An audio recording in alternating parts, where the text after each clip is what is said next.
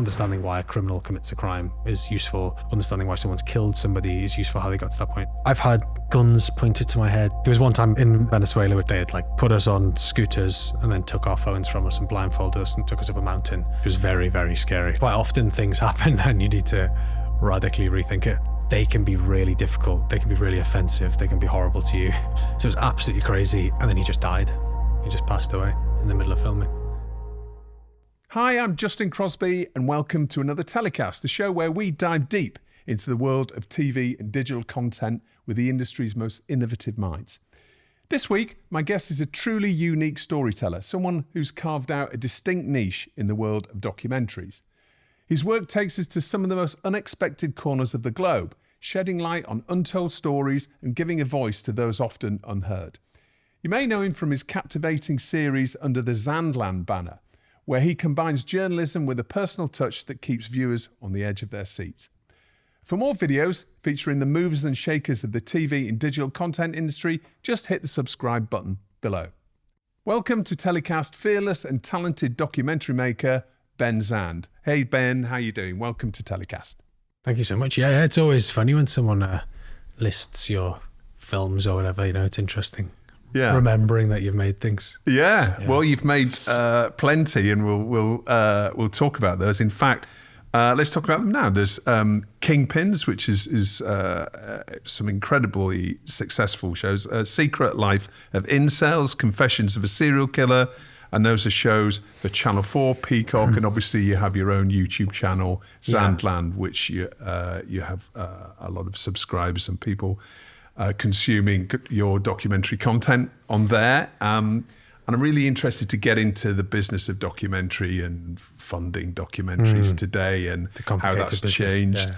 And your approach to it, which is, documentaries haven't really changed in the last 30, 40 years. You're taking a completely new look at it, which is great. And as you may know, digital first and the new digital way of approaching content is something that's very close to our hearts here on TellyCast. But before we get into that, tell us a little bit about how you got started in documentary filmmaking.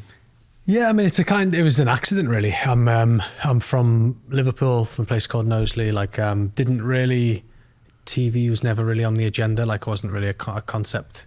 So I used to watch American TV shows and wanted to go to university, but I got bad grades because I didn't work very hard. So the only thing I could possibly do at university with my not so good grades, but a reasonable grade in English, was journalism. So I went to Edinburgh Napier University, which turned out to be a great university.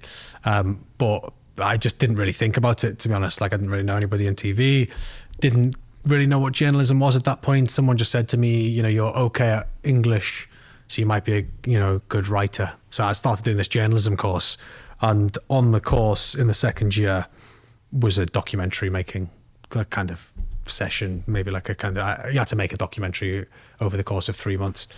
And I just was just spellbound, I genuinely was just this is the greatest thing in the world. I think at that point, I've never been a studious guy, necessarily. I've got not a great kind of attention.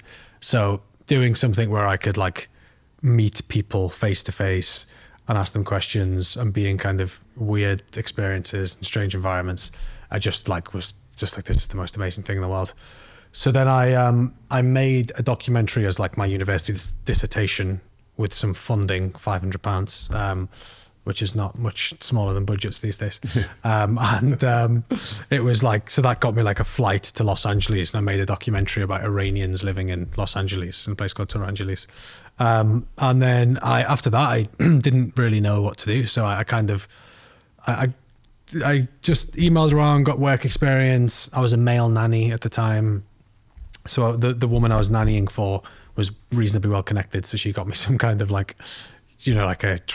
work experience in Discovery Channel, work experience in, I think, in BBC Scotland, and then I got one in Edinburgh Evening News. So I tried all these things and didn't really know kind of what I was meant to do. So I kind of, in the end, I think I got a trial at Cineflix and worked on Salvage Hunters. That wasn't really right. and then kind of somehow roundabout found my way into the BBC because they had done a World Service radio documentary about Iranians in Los Angeles, and I sent them an email because I had a documentary, and then I got a trial.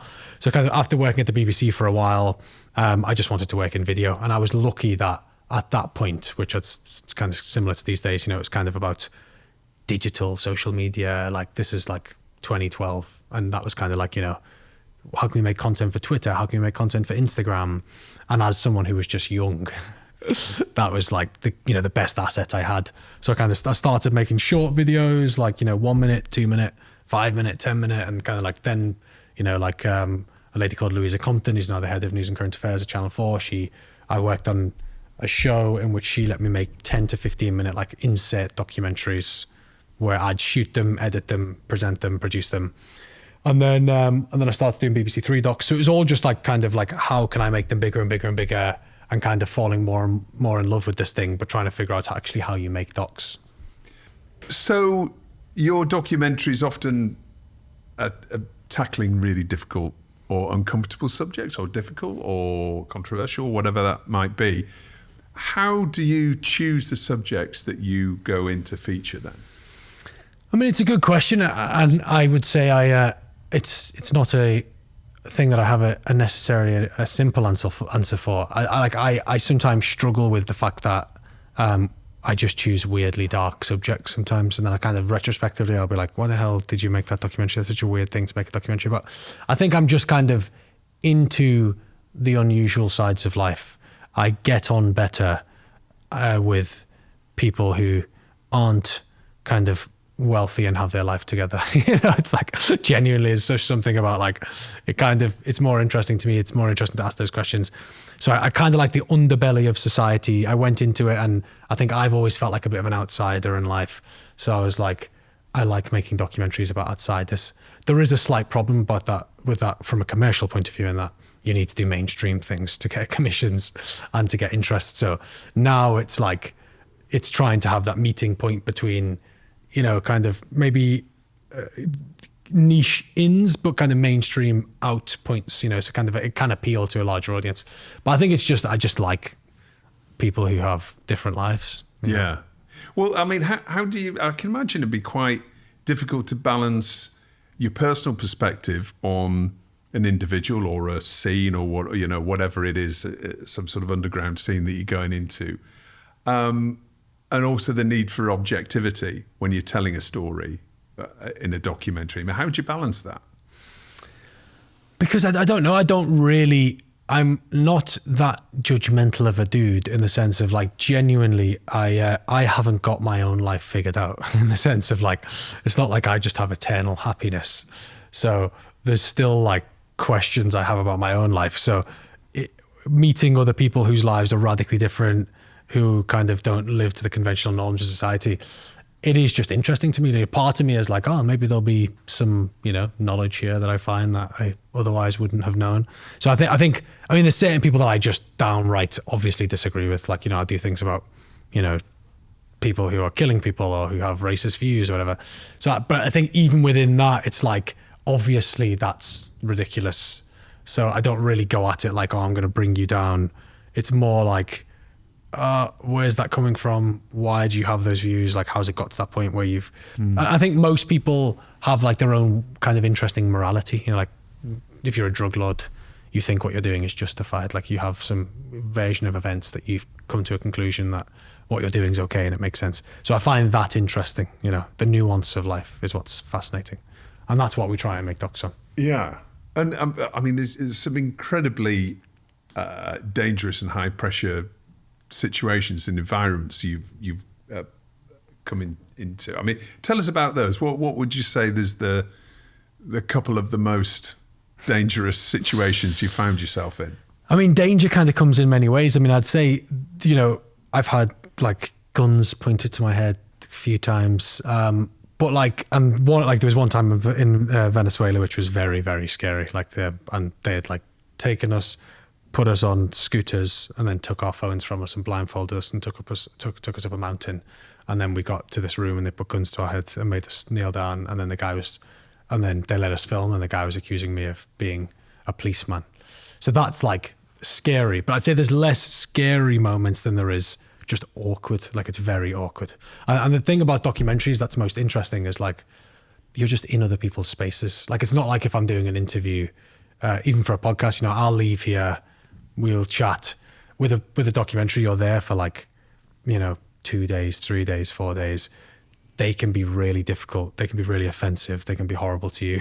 They can like, you know, treat you badly, and you just have to be like, okay, yeah, cool, no worries. So that's the hardest thing about it, is you have to like maintain composure and keep winning them over so that they come back.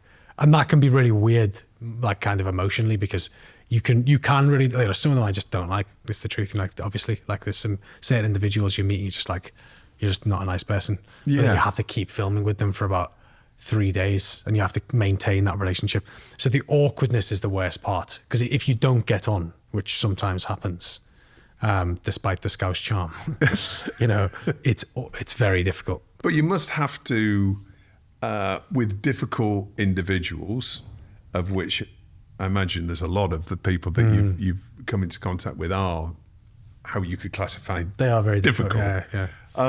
You must have to really go above and beyond, really, to convince them, you know, to it's trust unbelievably you. difficult. Yeah, I mean, it's like, and that's why, like the whole Zandland team. Like, if you work with Zandland in development or in Access, whatever, like it's all just about being someone who can talk to somebody for a long period of time, because it takes like months, like actually months. You know, sometimes years. Like there's a project we've been working on 5 years, and the access keeps coming in and out. And people are allowed to pull out of something if they don't want to be in something, and they're allowed to say no. So it's just about, I think the first thing is just respect the person, have basic respect for them. And then the other is like find actual things that you can connect on. You know, like even if someone's very unusual and lives a completely different way of life, there's connections you can make. Maybe they like football, maybe they like certain foods, maybe they went to a similar school to you, whatever. Like you can find those real kind of moments of connection. And then I think it's just consistent, like humanity. Like as long as you treat them nicely, you're kind of not trying to ruin their life. Like the thing is, we actually don't try and ruin people's lives. We just ask at all, you know, we just ask them questions that the rest of society might ask them. And we explain to them that people won't agree with your views. There's an opportunity to share your views. So that's usually the kind of way. And I'd say most people will say no, because most people don't want to be in documentaries. But the people who end up in it will usually be people who they feel misunderstood. They feel as though they want to be able to share their side of the story. You know, whether you're a drug dealer, whether you're an incel, you know, whether you've killed somebody, you'll feel as though you've got some kind of justification. And it's not about platforming that. It's about understanding why they are the way they are, because it's actually quite relevant. You know, if you're talking to a criminal, understanding why a criminal commits a crime is useful. Understanding why someone's killed somebody is useful, how they got to that point. But it all starts with whether the person will talk to you. And that's by far the hardest thing, because both me as an individual and the films I make and the company the films my company make, it's just about access. But access is the hardest thing, because it's about relationships, and it's about psychology, and you can't control them. So there's a kind of weird business where it's like we're pitching ideas that our business can make and eventually make money on, but it hinges on somebody's life. And that person's life is checkered and upside down and not predictable. But then you have to stick to a production schedule, which is very difficult. So it's extremely complicated. It's very stressful. It must be incredibly stressful, Oh, God, right? I mean, is, if you've done a deal with a distribution company to help fund a documentary, and you've got a broadcaster on board, and you're like, okay, we're going to film this drug lord.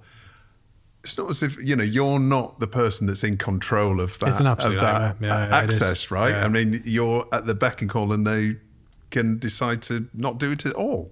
Well, it's why documentaries in general, I think, are quite tricky. And I think it's why retrospective documentaries are very in vogue, because retrospective documentaries, you kind of know the beginning, middle and end from the get-go. I mean, the access is still difficult because you're still dealing with people who are talking about their lives on camera.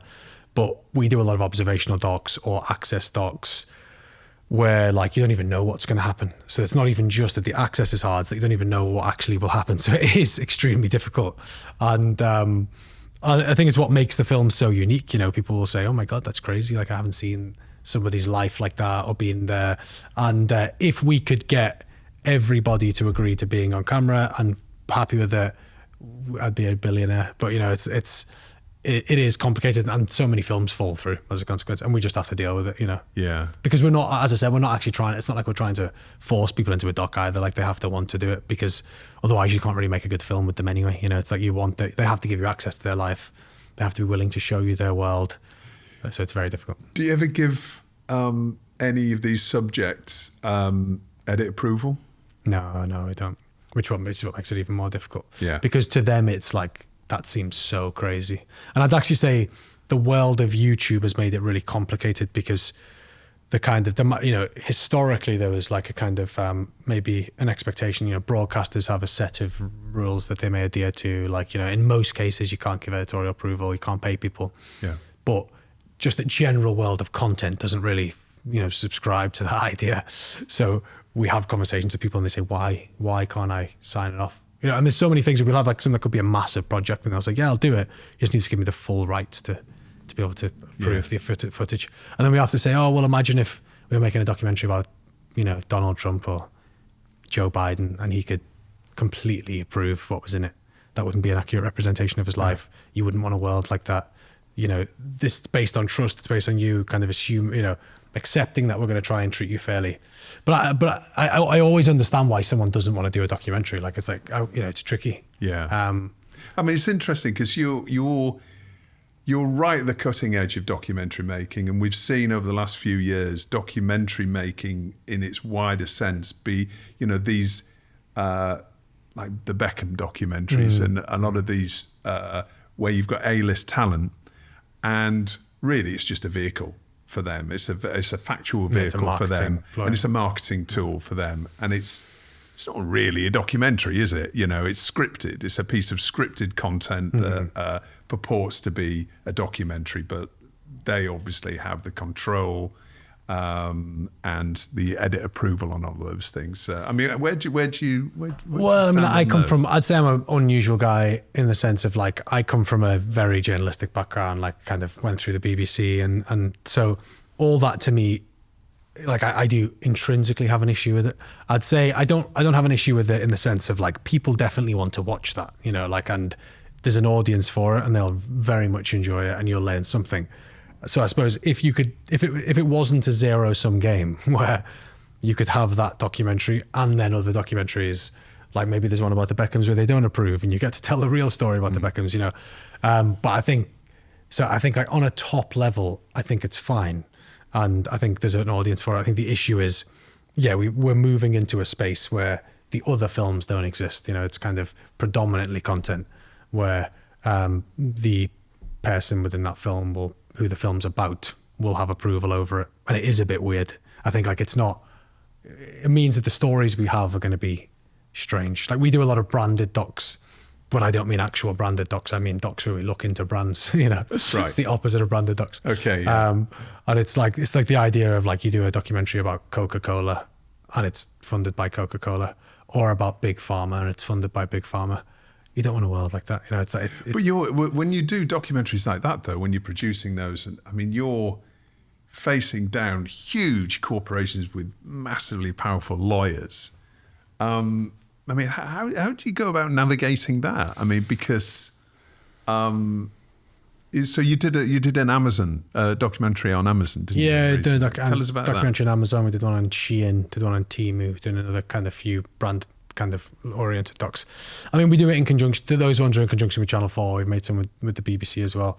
I mean, you do it based on facts. You just make sure you have enough evidence. Like, and you kind of there's always the threat of them suing you in some capacity, and often they will threaten to sue you, or because we often go undercover in these organisations as well.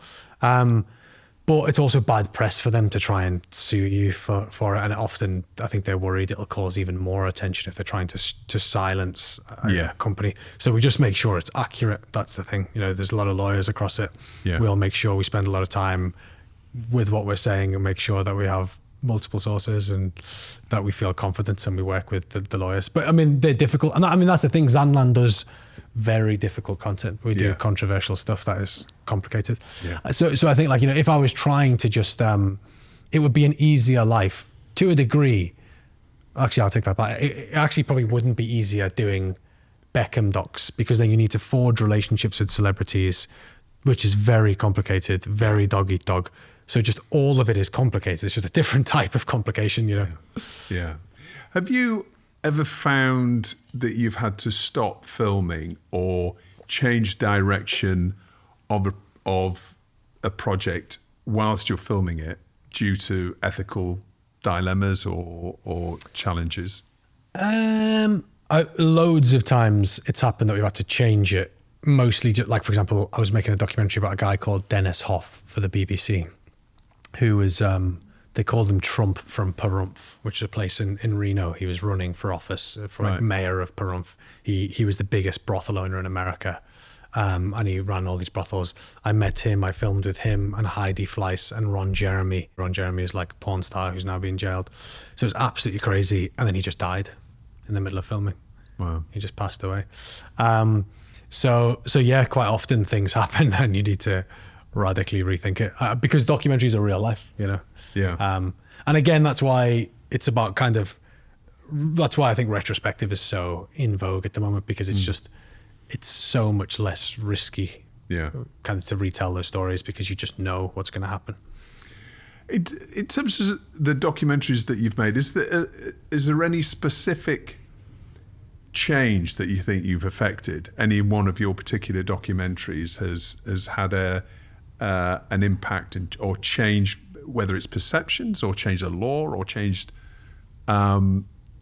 people's views of a situation? I mean, can you give us any examples of that? Yeah, I'd say loads of. I mean, I'd say all of them will have changed somebody's views, hopefully, on something. You know, I'd say kind of the bigger level, like, you know, we made a documentary looking into Shein, which is a Chinese clothes brand, and went undercover in one of their factories, made headlines around the world. It led to Shein committing £15 million to increase their supply chains.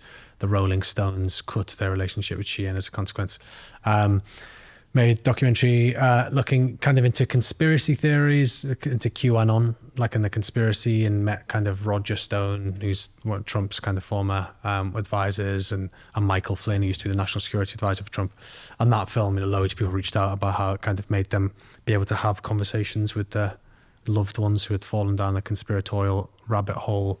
And I'd say, it's, we've made a documentary about R. Kelly. I made two documentaries about R. Kelly, played some part in him eventually getting kind of arrested and sent to jail.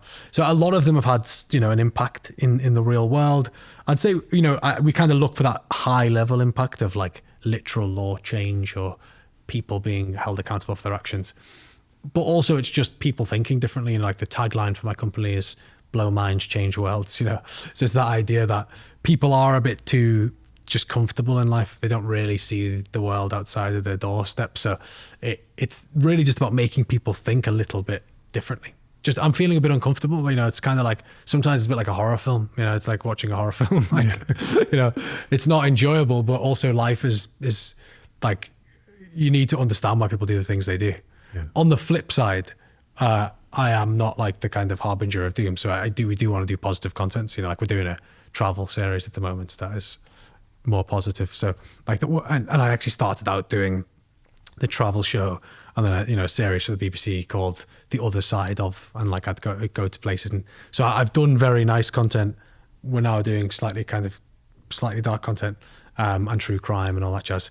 But I think it's not for the sake of just making people feel sad. It is for that change, trying to make the world slightly more enjoyable. Yeah. Well, let's talk about the business of documentary, how you fund projects, and because you've got a model where you do partner with, you mentioned Channel 4. I know you've done a number of projects for them, haven't you? There's a Peacock project that you've had as well, and I think you've also worked with BBC Studios in terms of distribution perspective. So, but you've also got your YouTube channel. So, can you give us a snapshot of how your business works from a commercial perspective? Yeah, so the YouTube channel at the moment is largely in its infancy, in the sense of we've got some content in there, got about 30,000 subscribers, but that's kind of the plan is to fully build that now, essentially. So kind of how we operate is we have UK commissions that are kind of fully funded commissions that we get the kind of IP on and then distribute internationally.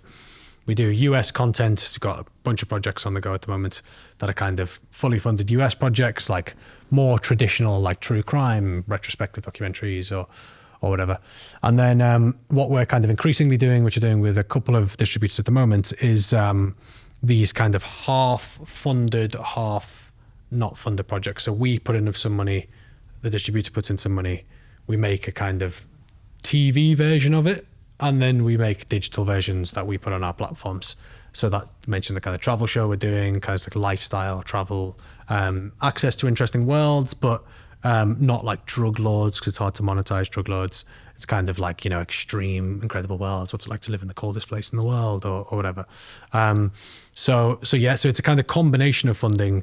And then the kind of idea is we build, I definitely care more than most production companies about the brand of Zandland being a platform in and of itself. So yes. In reality, if I look 10 years down the line, I don't really care if we're making content for Channel 4 or even Netflix. I care, are people going to Zandland to watch content? Can we make money from branded partnerships, sponsorships, subscribers?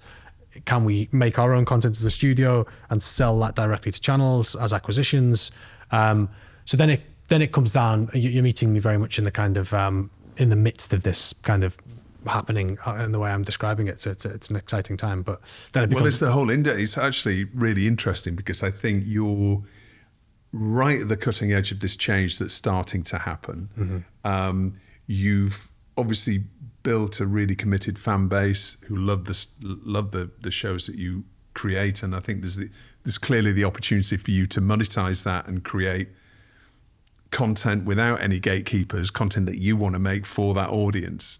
I'd say the hardest thing about it is actually that TV, in a weird way, is a distraction in the sense of like, because it takes so long to get conventional TV commissions. Yeah. You have to entertain commissioners. Like I was just in LA for 2 weeks, then I went to Edinburgh, and like, it's such amount of work.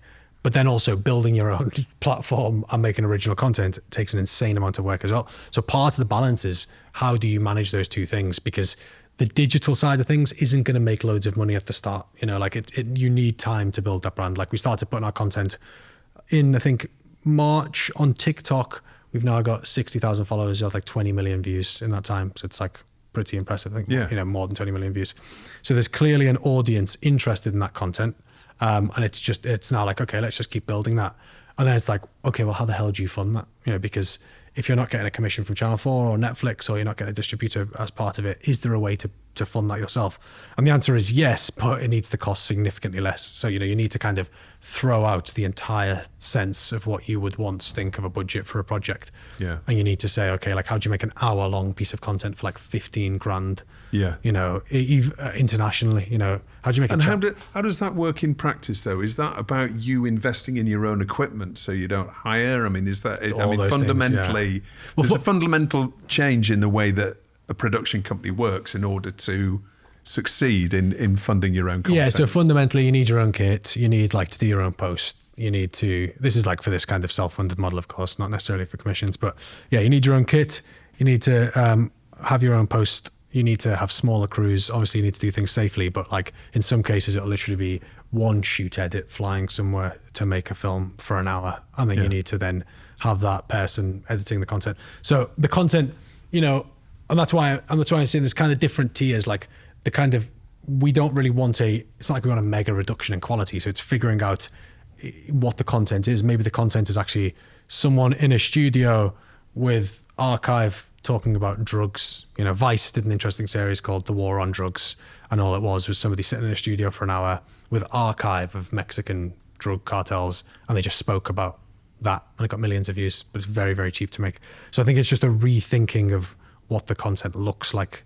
So I think there's loads of things. It's like, how do I make kind of concessions for the budget? How do I kind of rethink what the actual content is? You're not going to make Race Across the World for the BBC for 10 grand an episode. It's impossible. It's too many people. Yeah. So you can't do that. The content changes.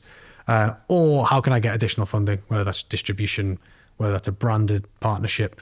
Branded partnerships for us are a bit complicated because we're kind of a journalistic enterprise. So we need to think about where does the brand fit into it? We're not against it, but it just needs to make sense.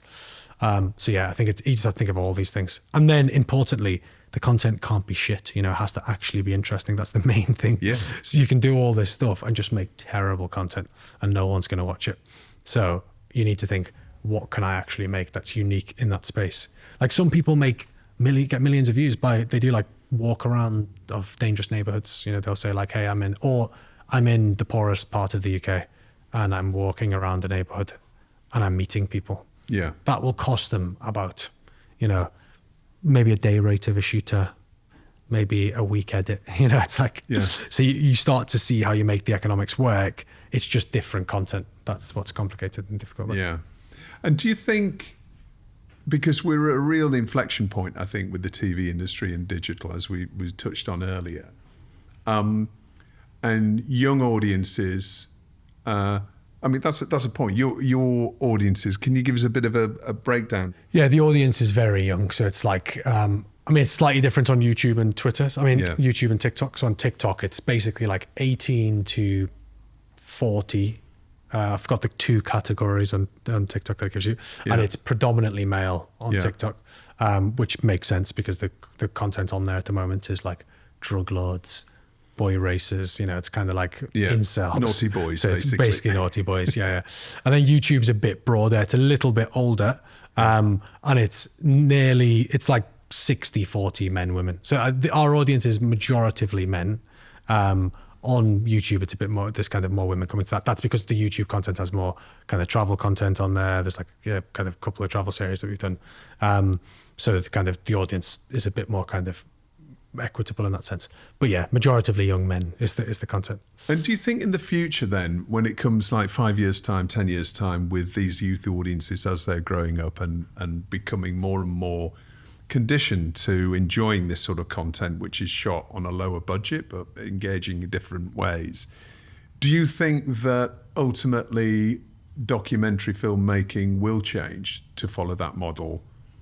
Yeah, I think it has changed. I mean, I think it's already changed. You know, over the last few years, we had this golden era of documentary. Netflix are pumping in like £1 million an episode into films, and you know, you had like big retrospective retellings of things, or you know, observational documentary series into Lewis Capaldi's life. You know, there's this huge, majorly kind of fantastic golden age for docs. I think that will still remain. Like the premium docs will still remain on Netflix. The mega docs. The big mega docs will still be there. Yeah. is going to be in a good place for a while. True crime will still exist. That is like, you know, for majoritively female audiences, true crime will completely win. A lot of people are interested in it. I think then, like kind of the middle of the road content, this is what everyone always says, you know, like kind of middling content will disappear. I think like we don't even really think about that because we don't really do like daytime shows and kind of big returnable daytime. I think on YouTube, I don't think it's that the quality of the content will decrease. I think it's slightly different content. Yeah. And I'd say like a lot of it is already pseudo documentary content, whether it's like, you know, following someone's life around. You have some big, like there's a guy called Andrew Callahan. He's got a website, a channel called Channel 5 with Andrew Callahan. He's kind of like a nouveau Louis Theroux type character who goes around America and films these kind of funny videos. And they're like, you know, averagely filmed, but no one cares because it's just the characters and the access. So I think there'll be just a lot more of that. Like a lot of people, there's access to people's lives that is incredible. There will always be a demand for that. And I think more and more people are picking up a camera and filming their own life, which will be a type of documentary content. The question is, can you have a documentary business that makes documentaries to audiences who will pay for it? And I think the answer is yes. You just have to make them not cost a huge amount of money. Yeah. And it has to be incredible access and unique stories that the average punter can't get, because that's going to always be the appeal. Or, you know, another thing that's massive, really good explainers of the world. Like people love fantastic explainers of individuals telling them, you know, what's going on with Hamas and Israel, what's going, you know, like the people will always be there for that content because they want to understand the world. I think there'll always be like a group of young individuals, not even just young, a group of individuals educated, they want to know how the world operates on a global scale. Their local media gives them niche, hyper-local news. Their national media focuses on random things. They want to understand the world, and they want to understand the fringe aspects of the world because that's what interests them. It feels like they're getting access to something that they wouldn't usually see. So there's an audience for that, and there always has been. yeah, the question is how to monetize it, of which there is many ways to do it, as you spoke about. Yeah. Do you see yourself, the documentary filmmaking community in the UK, I might get into a bit of trouble for saying this, but it can be a very old-fashioned. A lot of it is, I think, a lot of producers there's very few young producers, put it like this. And the way that documentaries have been made hasn't changed for years and years. I mean, do you feel part of that documentary filmmaking community? I mean, I guess so, because I am, in reality. I'd say, like, yeah, as I said, I always feel like an outsider in life. It's an insecurity I have, partially Liverpool chip on my shoulder, partially being Iranian in Liverpool. I'd say it is very old-fashioned. The way docs have been made is quite old-fashioned. Like, I was watching a new doc that was released on the BBC today, and I was like, that could have been made 25 years ago. It just feels very old, and I think it doesn't chime up at all with what people are watching on the internet and the styles of the internet. I would say, actually, the great Amazon heist that Zandland made, my company with Uber Butler, which I can't take all the credit because a large part of it was Uber and it was his idea and his kind of his style, is a very good example of how to make a doc in a way that feels of the time, that feels like it reaches audiences, that touches on a very important topic, which is Amazon workers' rights, but in a way that feels funny and unique. And I'd say there should be like way more of that being made, but there isn't, and yeah, I think you're right that a big part of it is just the individuals. TV as a whole is old school. It's like, it is still like, it's changing, and there's a lot of schemes for it, but it is still a bit antiquated and a bit samey. It's been the case. It's got better for sure. When I entered the TV industry in 2012 to now, it's a different place, a bit more representative, like a bit more thought process behind things, and different ways of thinking. But I do think that kind of leads to, in the doc world, because it is a reflection of real life, it leads to kind of slightly similar content. So yeah, I'd agree. And I'd say that's actually one of the issues. Like, it's why all these channels are struggling to get younger audiences with their obviously that's not just documentary content, that's everything, but dramas does well, comedy still does well, docs do struggle for that youth audience. And it's because I think there is so much of it on YouTube that is appealing to people anyway, so they don't feel the need to go onto these channels. And I do think a big part of that is style. It feels detached. So given your experiences over the years in creating all these amazing documentaries, is there one story that you really think still needs to be told that you're working on? That's a tricky question. I mean, no, because there's probably like 100 stories that I'd like to tell. It's like, I mean, quite often I'd like to. We do like. I mean, stories are often too specific in a weird way. I think why people love podcasts so much is because podcasts tell you a lot about the world. You can, in an 8-episode podcast, you'll literally find about everything, like really niche facts, like things you could never imagine. I think the issue with documentaries quite often is they're just too specific, too honed into one kind of issue, so you don't get the full picture of a story. So I'd say, like, I'd love to do like, the riots that happened in the UK recently, like the underpinnings of that. Where does that come from? Like, how does society get to that point? Migrants are demonized on that scale. Billionaires make people think the problem is average Joe. I think those types of stories, I suppose Adam Curtis-esque, kind of like, let's look at the world from from this kind of top level, I'm telling you something about the world. That type of thing is interesting. I think that's like, which isn't just one specific case, because documentaries these days, like if you speak to a commissioner, it's like we're on single narrative. So what they do is they try and tell a story from the eyes of one person, because they're trying to make it like a film, so it's like, we'll tell it about one person who was killed, because then you can tell the whole story, but you can't tell the whole story from one person. So I think like it's trying to find like the single narrative through a big event. I think that's what is interesting to me. Like, how would you tell a story about the riots that tells you about the history of inequality in the UK? Like, that would be interesting. Yeah. Coming back to the different type of experiences you've had when you've been filming, can you give us an example of a documentary that you've made and halfway through production it's taken a completely different direction to when you embarked upon it? Because as you say, access it's so most of it must be completely unplanned, and you've just got to run with it, right? Yeah, I mean, it's a difficult question because I'd say they all do, because you don't know what's going to happen. You know, like we, as I said, you know, we're not doing kind of movies or retrospective docs. So all of them, you're kind of starting thinking something's going to happen. And the commissioning process is always slightly hilarious because you're just, you know, it's just completely freestyling. It's like, okay, can you write the kind of 5-act structure of what's going to happen? And you're like, I don't know. You know, if I get access to a group of incels, I don't know what the story is going to then become. I mean, that one's an interesting one in the sense of like the main character in it is a guy called D.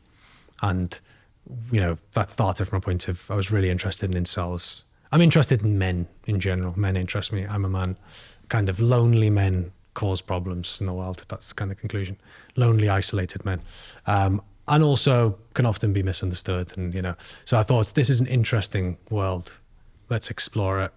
And it's one of those stories that has, like, as I said, it's quite niche, but also quite mainstream in the sense of like real world issues. There's been terror attacks around incels. So kind of we film with this guy, and when we first meet him, like he's terrified to meet us, you know, doesn't want to talk to us and really scared. And because he doesn't really interact with people on a real life basis, he kind of spends his days in the forums. And then the kind of conclusion of the film is like, we go out on a night out, because he's never been on a night out. And we kind of, you know, interact with real human beings. And he's got this idea that the world is just empty. You know, he's been told that there's like a virgin epidemic. Everyone's a virgin. No one's procreating. No one's going outside. Or that's what the forums have convinced him. And then he kind of interacts with this woman, and he's never spoke to a woman properly before. And then that just kind of happened there. And then she starts kind of challenging his thoughts on the world and his thoughts on women and how things should be. And then the end of the doc culminates in him kind of concluding that he wants to join a ping pong club because he wants to interact with people. He likes ping pong. He thinks that if he joins a ping pong club, he can meet people, kind of meet women and just have normal interactions. So I think that was just really interesting. You know, it's kind of like, it's an example of like, it's kind of what you want in a doc, which is like someone's life to actually change on camera. That's kind of part of the ambition. Okay, Ben, last question for you. Before we get on to your story of the week, hero of the week, and get in the bin, who's had the biggest influence on you from a filmmaking perspective? Because you can see these amazing multi-million-dollar projects that now get produced by Peter Jackson and documentary projects, Alex Gibney, for example. Is there one director or producer that has really influenced you? I mean, I'd say there's a bunch of people like Michael Moore. Michael Moore had a big kind of impact, like Fahrenheit 9/11, like his ballsiness. Like obviously he's a director who's presenting his content to the world and he's touching on big societal issues. He also has the most successful financial doc of all time. I think that Fahrenheit 9/11, I think grossed like $300 million or something in the box office. It's crazy. So he's one, like, you know, Louis Theroux to a degree, John Ronson to a degree, Adam Curtis, like kind of, you know. So I'd say a lot of those kind of British documentary makers. But then I wouldn't say like I'm like them at all, because I'm not. And like they're such different people to me, you know, and they all come from such different backgrounds. I'd say more kind of archetypical TV backgrounds, you know, they're kind of, so I kind of looked at them at first as like inachievable objects of an example of why I shouldn't go into TV, but was both kind of really impressed with the content. And now I'm kind of like, yeah, just radically different. You know, it's a very different way of thinking and kind of seeing the world, but their content is fantastic. So, you know, so it's interesting. So I'd say it was inspirational from a stylistic point of view, but that kind of mix of, you know, it didn't necessarily pull me into TV. Often looking at the kind of their work, it just felt very different, you know, from a different world. And now it's time for Ben's Story of the Week, where he gets to nominate the TV industry story that's caught his eye in the past 7 days. Ben, what's his story of the week? Well, I saw that Label One was shutting down, which is a big kind of factual production company. I mean, it's partially, I'm sure, because it's under a kind of production company label that will have other factual companies and they're just consolidating. But I just thought it's kind of it's a semi-depressing time in TV at the moment for documentary, you know. So I thought that was kind of emblematic of that issue. There's an issue with kind of freelancers struggling for work, which is very depressing, kind of, and makes me upset. So I think like that was slightly somber note. Yeah. And I think it's a sign of the times, as you said. There's a kind of critical juncture of documentaries are changing. I do think Zandland is fortunately at the kind of forefront of said change. But I think it's, you know, documentary content is very important, and kind of seeing the world and getting access to people and all that. And the kind, I suppose the more like, away from the David Beckham, Victoria Beckham docs, kind of making sure they are still commissioned and funded and created in some way is important. So that was part of it. And it must be a worrying time for those older style documentary companies, medium-sized companies, maybe 20 or 30 sort of full-time employees. There must be a very, very challenging time for that, right? You know, it is, companies like that. Them and just loads of producers and directors, you know, like even the best producers and directors are struggling, you know, and kind of not knowing what's going to happen, and also feeling out of place, you know, because that idea of it's shifting to kind of digital, you know, is like, where do I fit into that style of content? So I think, which I don't think really makes sense. I think if you're a fantastic documentary maker, that fully applies to making docs on digital. That is the thing that the average punter on YouTube won't be able to do. They won't be able to get that access. They won't be able to tell stories in the same way. So that skill set will always be in demand. It's just the TV world is reorganizing, you know. Yeah. How about your hero of the week, Ben? Who would you nominate as your hero of the week? Well, my hero of the week is my son, which is the lamest answer on planet Earth. His name is Kazra Kai, and he got his jabs today. I've just had a child, so my whole life at the moment is lack of sleep and my son, so it's kind of difficult for me to think too much further ahead, which also changes your priorities making films, because now I'm like, it's definitely more commercial in a weird way. I now care less about purpose. I do still care about purpose, but I'm now just like, I need to put some food on the table for this little guy. Yeah. Well, it's an interesting time for you as well, as you talked about earlier on, about focusing your company in the longer term as a digital first business. It's going to be fascinating to see how things develop for you. Who or what are you telling to get in the bin? I think probably Elon Musk, which is an interesting answer. I've kind of gone on a real journey with Elon Musk that at the start was like, this guy's fantastic, creating electric energy, electric cars, spaceships, what a fantastic thing to do. But I think he's a very good example of how you can be an individual who is an absolute genius at one thing and then just a slight idiot at another. You know, why become an internet troll when you have such a capacity to change the world? You know, I think also just the fear of one man having so much power in the world doesn't really make sense and is problematic. So I'd say, and that comes off the back of, I think Twitter obviously and X is in the media landscape and very much kind of influencing that landscape. So it's kind of semi-tangentially connected to my career and role. So I just think, he's a strange man. Yeah. Must be a nightmare to work with. I mean, he would listen to no one, surely, right? I mean, that's probably the problem. Yeah, I just think it's a really interesting example of how everyone wants attention. Like, you can be the richest person in the world. You can have just, you know, immeasurable power, and you still just want everyone to like you. You want to kind of like, you know, he's kind of entertaining. He's somehow found some kind of clique of individuals who have a very, you know, conspiratorial way of seeing the world. And he's just obsessed with satisfying them or bringing them to X to make money from X in some way. But I just think it's like, it's the sad reality of when someone has so much money and so much power. It's still it's never enough, right? It's never enough, and you can't trust them to do good, you know, and you can't trust them to always be right. You know, it's that kind of like, benevolent dictator is a risky place to be. Ben, thank you so much for coming on TellyCast this week. It's been brilliant. I really enjoyed our conversation. Best of luck. What are we going to see next from you in terms of original content on your YouTube channel or content that's been commissioned by broadcasters. What's the next new project that's coming to screens? So there's a couple of new projects. So original content, we're trialing out some true crime because we do a lot of true crime development for kind of American TV. So we were like, okay, let's try and make some of this ourselves. So one, we're putting out a kind of TikTok series that'll be a YouTube video, which is about a woman. It's a very cheery subject, whose father was a paedophile, but it's actually quite an inspirational tale where she used the power of TikTok to bring him down. Right. And she's kind of, you know, really funny and she did it with her sister. So it's a really inspirational story. And it blew up on TikTok as her story. So now we've made it as a kind of doc.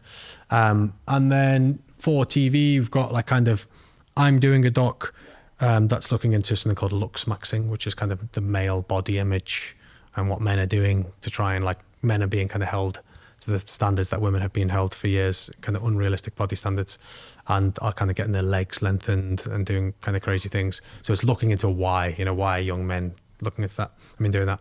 And then we're doing a project with a journalist who's won 11 Emmys. His name's Isabel Young. She's also my fiance.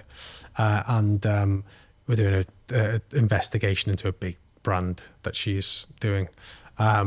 And then we've got a couple of other projects. Wow. We're doing one about the riots as well. So lots of things. Lots to come. Well, I wish you all the best. I can't wait to see them again. Thanks a lot, Ben. Thank you so much. Appreciate it. Well, that's about it for this week's show. I hope you enjoyed it. TellyCast was produced by Spirit Studios and recorded in London. For more videos featuring the movers and shakers of the TV and digital content industries, just click the subscribe button below.